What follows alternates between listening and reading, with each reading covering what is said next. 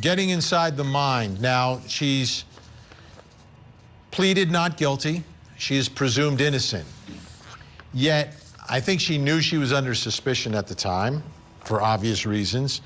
Why do you think she wrote that book? So my first thought is, what a great cover.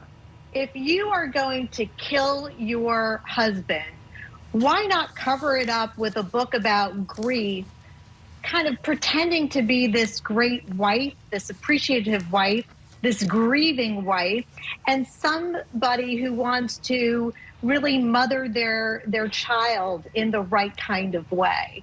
And so I think it's that in part, and also Corey's husband didn't want her to work, or that's what she experienced him as, somebody who wanted her to be a full-time mom. And she didn't want that. So I wonder if coming out with this book and being on television somehow helped her feel like she's the professional she always wanted to be or deserved to be. You mentioned she was on television. Corey Richins appeared on Good Things Utah to promote the release of this children's book. Let's take a look. My husband passed away unexpectedly last year, so it's March 4th was a one-year anniversary for us, and he was 39. It completely took us all by shock. And we have 3 little boys, 10, 9, and 6. And, you know, my kids and I kind of wrote this book on the different emotions and grieving processes that we've experienced last year. Dr. Robi, what did you think of her appearance there on Good Things Utah? She did a great job. I mean, she came off as a credible professional. One could imagine her being a grieving wife and wanting to be a good mother to her children. But I think it was really just all a cover of how she wanted to be seen and how she wanted to present to other people. And it was a way for her to make a name for herself as well. But it's a great cover. So if she is a sociopath and has antisocial personality disorder, this is really a perfect strategy for her to take. Psychotherapist Dr. Robi Ludwig. All right, that was a little, whew. What were you hearing in those text messages, Dr. Robi? Well, Corey felt she had found a new lover, and this is the life she really wanted to lead. And what we know about marital homicide is the person who kills their partner really views their partner as being in the way of the life that they want to live. And certainly Corey's husband was in the way of the life she imagined she wanted to live.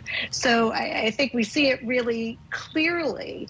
And, you know, there's another added element here. Corey had a mom whose romantic partner overdosed, and the mom benefited financially by getting the life insurance money. So Corey has a model in her mind of the way her life can play out. And it sounds like she was very committed to her goals and the life she wanted to live. I'm looking at these pictures and I'm wondering, how could you take these pictures? How could you be there with these 3 wonderful little boys and engage in this type of conduct?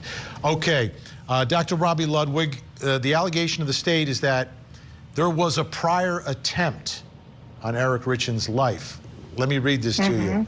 And the date of this is fascinating as well. On the morning of February 14th, 2022, the defendant purchased takeout food intended for her husband, Eric Richins, poisoned the food with illicit fentanyl that she procured 2 or 3 days earlier, and left the food and a Valentine note on the seat of Eric Richins' truck for him to eat for lunch. The defendant then departed Summit County to spend Valentine's Day with her paramour. Eric felt so sick that he drank a bottle of Benadryl, self-administered his son's EpiPen, and contemplated going to the hospital. Eric Richins went completely dark and slept for 2 hours.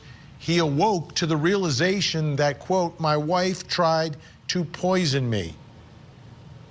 Dr. Robi Ludwig, first of all, Valentine's Day. The allegation she tries to poison her husband and then on Valentine's Day isn't going to miss a day with her paramour. This is getting darker and darker. Well, we can analyze it that on Valentine's Day, her husband is getting in the way of her living this beautiful life, this wealthy life with a man she thinks she's in love with. And why Eric didn't leave then, it's kind of mind-boggling. Perhaps he was somewhat in denial or thought that she would not go through with it. But this is one dangerous woman. And poison historically was very common for women to use when they were in marriages that they wanted to get out of. It was easy. Women had access to the kitchen.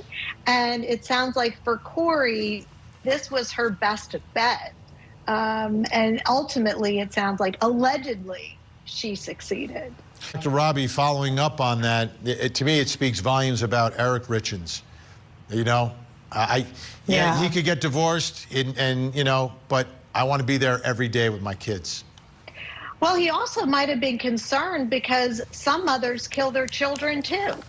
You know, so he might have been concerned if she was out to kill him, if she had the kids, you know, who knows what she could do to them. And with this type of sociopath, anything is possible. So he might have felt like he needed to be in it in order to protect his kids because they were in danger too. And that also is a possibility. Dr. Robi Ludwig, thank you so much for your help. Dr. Robi Ludwig, how about those 3 little boys? Dad's gone. Mom is facing murder charges. How do they handle this? How do they deal with this for the rest of their lives? Well, this will be a trauma wound that will impact them for the rest of their lives. We do know this. Hopefully they have supportive family around them who will get them the treatment that they need. But basically they lose 2 parents when this kind of scenario happens. They obviously lose a father, but they also lose a mother. And in their mind, they have a mother who is unsafe. And they may even feel endangered by her. They may feel like they're next. Who's next? What happens when mommy doesn't like somebody?